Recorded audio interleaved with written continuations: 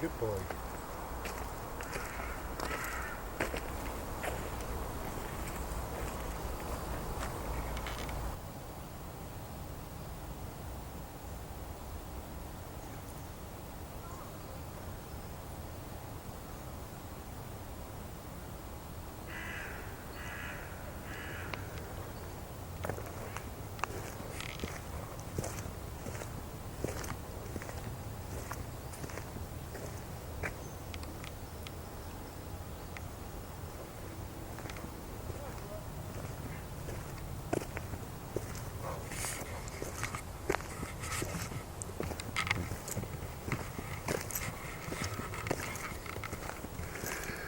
Hello.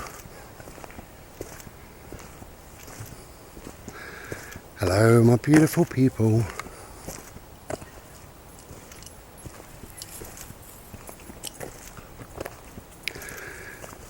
So, the one constant in my life has always been music. Music is life.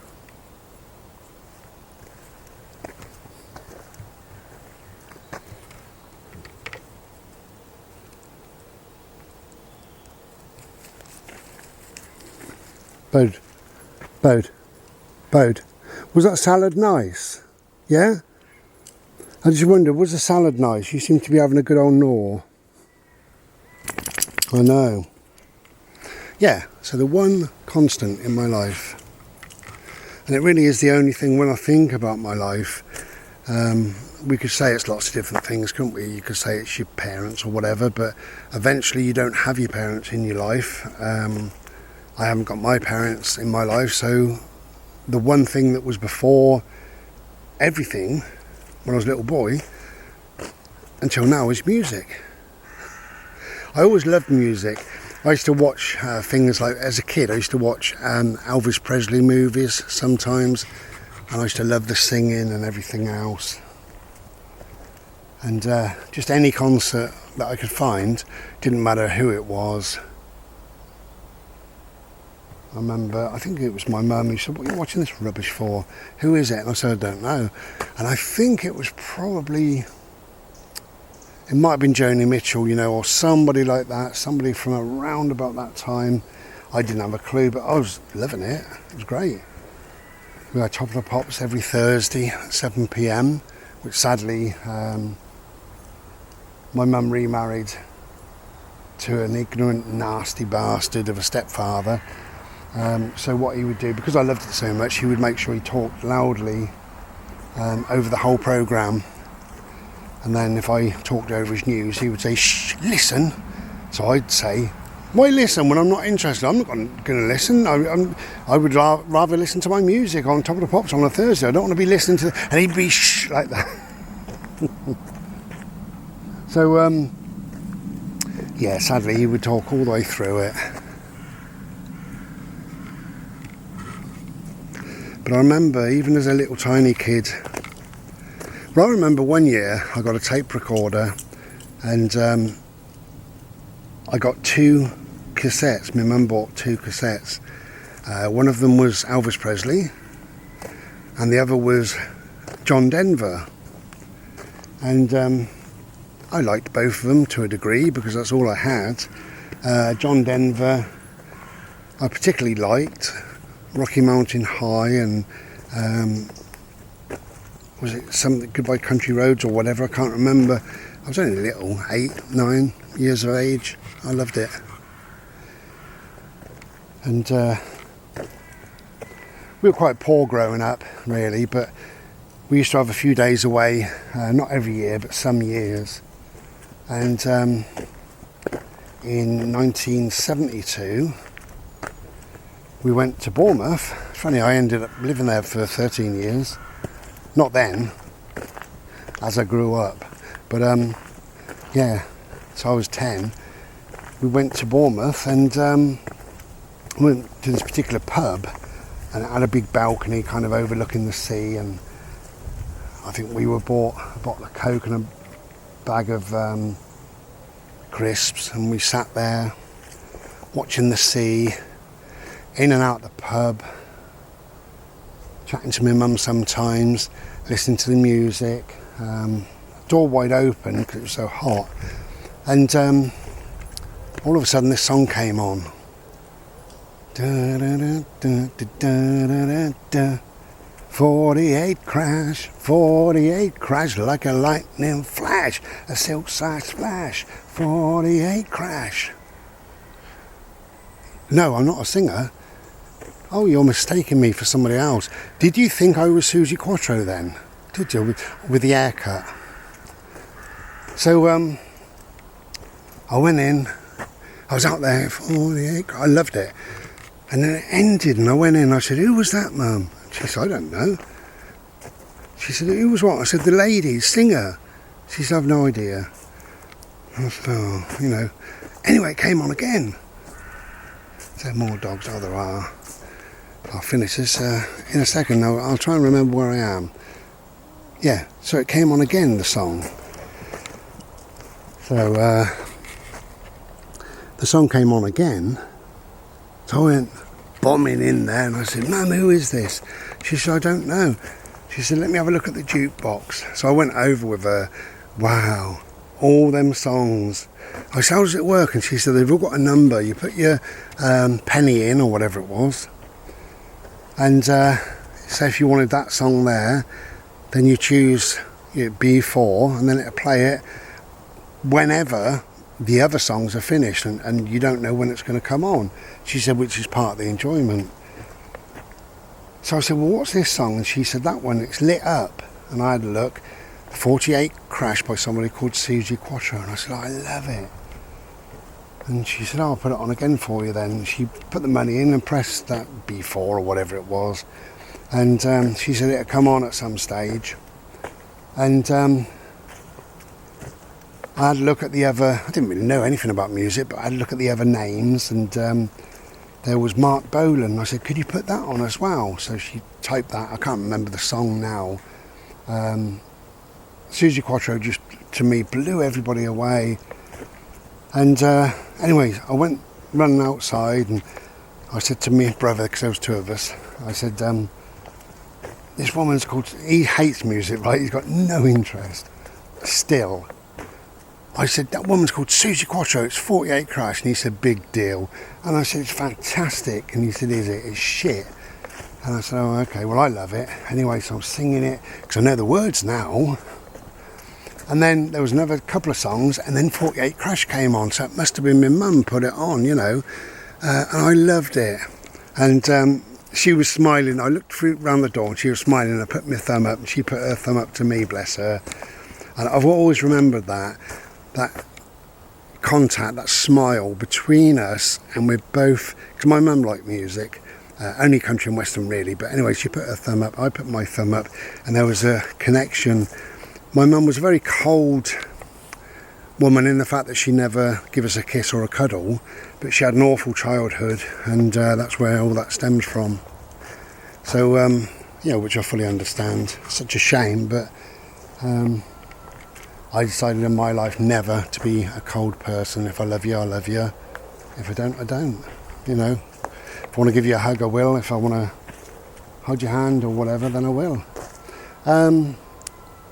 So anyway, that was that. And put the thumb up, went outside, carried on enjoying the song. It ended. Then Mark Bolan came on, so I thought that was my mum's time of music. Suzi Quatro, then Mark Bolan. Then something else came on. It was all kind of, Bode, come here please, 70s stuff, you know. And a few songs later, Suzi Quatro came on. And my mum bought another drink out, and Suzi Quatro came on again. And it was over and over again. So I don't know whether it was my mum, I've no idea to this day. I've got my sneaky suspicion. But it was, somebody was a fan, and I loved it. And really that was the start of music as far as I was concerned. So I've always loved music really. Like I say, it's been that one constant in my life. and all the various programmes that followed on from Top of the Pops. We had the Tube and the Roxy, and there was Network 7. There's all sorts of manner of things really. There was a series called The Rock Follies with Julie Covington, Rula Lenska, and what's her name? Watched every single one of them. That was spoiled obviously by my stepfather, talking all over it, saying what they look like, who do they think they are, they can't sing, you know. But yeah, I used to watch any and every programme. You want to go that way, did you? Okay. I was going to go back to the car. Got a bit thirsty. I need to go home and get a Slurpee. And got a bit hot and a bit tired now. But we don't mind doing another few minutes. Yeah, so I watched every single programme I could on music, and I watched every concert that came out, no matter who they were. If it was on telly, I was watching it. And of course, being poor, couldn't afford a telly of my own. You know, I was only 10 or 12 or whatever. Couldn't afford a telly of my own. But I had my tape recorder, so I used to tape stuff that was on the radio, and I used to have the radio on, and then the tape recorder next to it, and they'd say, and now the Top of the Pops countdown, at number 40 we have, and if I liked it, I would then press it, which meant I always missed just the beginning and just the end of each bloody song. But whatever, it was special in its own way, and it was rubbish, you know, because you'd hear me, because the tape recorder would pick up the ambience of the room, so it would pick up the music from the radio. But if I went, it would annoy the hell out of me, because for the next 5 years I'm listening to the song that's got in it, you know. But anyway, it was what it was. That was technology. Yeah, I've always been into my music in lots of ways. I did buy a guitar from a jumble sale many years ago and fiddled around. I never learned to play it. Obviously this was long before the internet and YouTube and things that can teach you how to play a guitar.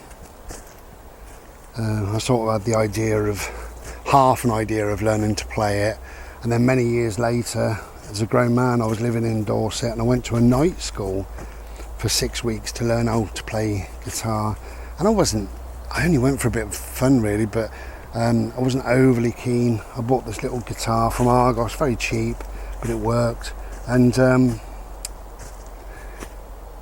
after the 6 weeks I could play a couple of very easy little tunes, but I could tune a guitar and, you know, a couple of other things. So I did learn something. Since then I've forgotten, because it's been many years.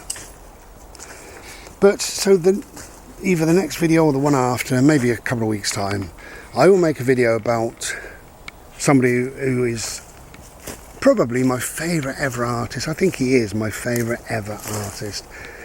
And it might surprise you a little bit, but I've got a number of CDs that I can show you, that we can go through, and a couple of box sets, and both box sets are far too much to pay. And they're very rare. Well, one of them in particular is very rare, and I've only recently bought it because I wouldn't pay the money. You know, things in the music business, same as anything, can be a bloody rip-off at times, which is a shame. But I'm not going to pay hundreds and hundreds of pounds for something. When it came out, it was maybe 40 quid, 50 quid. And then it's so rare that it became 150 quid. And then, you know, people were buying it for 600 quid. That's absolutely crazy. I wouldn't be spending money like that. I'd just rather go without, you know. And I can be bloody minded at times. One of my favourite bands at the moment, a current band, is Haven. And it's Heavn. If you, all in capitals, if you type that into Google, you'll see.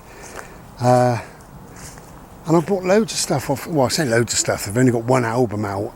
They've got a second one coming. But they've also got a symphony playing that music from that first album. So it's called Symphotic. What's it called? Anyway, something Tales. Symphonious Tales. That dog is licking. Look at you. Don't you go home and be sick, my love, okay? Yeah, so I bought that. And then there's a live version of it, which is absolutely wonderful, double CD.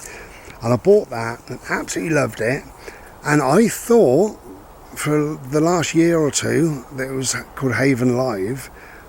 And then I saw it somewhere else, and it was called Haven Tivoli Live or something, some theatre name beginning with T. And I thought, wow, I haven't got that. Bang, and I bought it, and didn't pay a great deal for it, not really. So that's great, and I'm very grateful that I got it. Then I realised I've already got it, but that's no problem because it goes in my bedroom, that one. In fact, it's in my bedroom. The only silly thing, I suppose, is I did pay the extra. It was only an extra £5, but both guys in the band signed my original copy. So I put a note in there, can you sign it please? So the price goes up to a £5, you know. Well, over and above what it cost, and then a £5. So they signed it, which is lovely. But what's the point when it just hides away in my bedroom? But whatever, I still love it, and I play it regular as clockwork. But my point there is, I would buy their next album. It's called Wide Awake. I would buy that in a heartbeat. Of course I would. So they sent me the pre-order. It comes out in October, I believe. They sent me the pre-order, and I clicked pre-order to buy it. And it's 10 tracks, and it's £18, right? If you're from a different country or whatever, our CDs in this country, well, I just bought Dave Gilmour, Luck and Strange. I bought that for £11, I think it was. So that's the difference. And then I bought Snow Patrol. I got their new one, £10.98, and another one for £9.99, another one for £12. So they're all around about that price. And Haven won 18, right, double the price really, to be honest. You can get a lot of brand new CDs for £9, £10 maybe. £18 for 10 tracks. Now if it was a double CD or there were 30 or 40 tracks on there or whatever, you know, maybe it's a different thing, but 10 tracks. Now that's a rip-off. The Post lately is just ridiculous as well. I think the Post was £9 something or other. It was £27.90 or something like that. In total it's £27.90, and if I want them to sign it, it was going to be 30 odd quid, which I would get them to sign it, you know, because that's just a nice thing to have. But all in all, it would have been like £33 for a 10 track CD. So, no. I said no, and I've stuck by no. I've had the pre-order for a couple of months, and I could have clicked on it any time, and I'm not clicking on it. I'm going to wait and see. The only thing is they're very difficult to buy their CDs unless you buy them direct from them. But sometimes they do get into the odd record shop around the world and what have you. So, you know, I just see what happens. You know, if I never end up with it, that's fine. That really is fine, because at £18, that's a rip-off. I'm a great believer in life that if you want somebody to enjoy something, let them have it at a reasonable price. You know, as you know, I write books sometimes, and I've got 4 books currently on eBay, and some of them take a year or 2 to complete. But you're not paying me for a year or 2, are you? You're paying me for a bit of entertainment as you sat having a slurp, you know, a fag or a cheese sandwich or whatever, reading a book. So 5, 6, 7 quid, that's what you should be paying, and that's what you are paying, you know. Anyway, so yeah, Sod Haven, if that's how they're going to be. There you go, love. You're a bit of a mess there. So yeah, I will be making a video about somebody that I would class as absolutely amazing, world class. It may be unusual. You know, you look at me and you think, oh, Brian might be into blah blah blah, and I've got a very eclectic taste, so you're probably right in many respects. I can be into all sorts of different stuff, but this one particular person, do you know what, if there was no other artist in the world apart from this one person, I could still survive just. So maybe have a think, who do you reckon it might be? He's a famous person, but who do you reckon? I'm not going to answer if you put it in the comments. Is it David Bowie? Is it diddly-dear? Is it? No, it's not. It's. I'm not going to answer it, even if you guess correctly. So yeah, that video will be coming up, and I'm really enthusiastic about it because I absolutely love the guy. I love his musicianship. I love his lyrics. I love his voice more than anything. Phenomenal artist. Okay, enjoy your music. If you can get outside, get outside. It's getting a bit chilly, it's getting a bit blowy, as you see as well, although I am still in a t-shirt currently, but I think from now on, we've got falling leaves, look, I think from now on you'll see me out in a coat and just getting a little bit warm. So yeah, we're just starting the touch of autumn now, and when I look around I can see just a few leaves have changed colour. It's obviously too early for them, but I mean they're just slightly.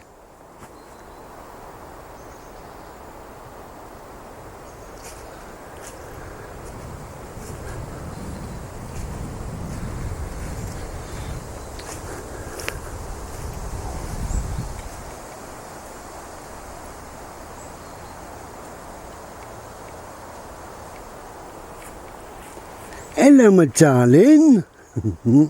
Come here. Hello. I love you. Okay. We'll be back another day. Take care. Be well. Be warm as well. Yeah. Be warm. Be happy and be well. Ta-ra.